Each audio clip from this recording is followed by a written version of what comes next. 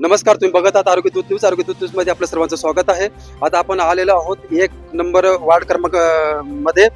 तर आपण थेट वेळ न घेता, आता आपण बरेचसे सांगितलेत आप्पासाहेब, तुम्ही भडगाव पाचोर यांचं विकास तर कामं तुम्ही करतच आहात, पण तुम्ही आता आलेले आहात 1 नंबर वार्ड क्रमांकामध्ये आणि तुमच्या ह्या एवढ्या जनतेचा तुमच्यावर विश्वास आहे. 1 नंबर वार्ड क्रमांकासाठी तुम्ही मुख्य काम कोणतं करणार आहात? नाही, मी 24 तास, मला वाटलं कधीही त्याला जर का फोन आला असेल तर त्यांनी कुठेही कंटाळा न करता ज्याची जी जी काही समस्या असेल तिथे माझी सुद्धा वेळ त्यांनी येऊ दिली नाही. 100% जनतेची सेवा करण्याचा प्रयत्न केला.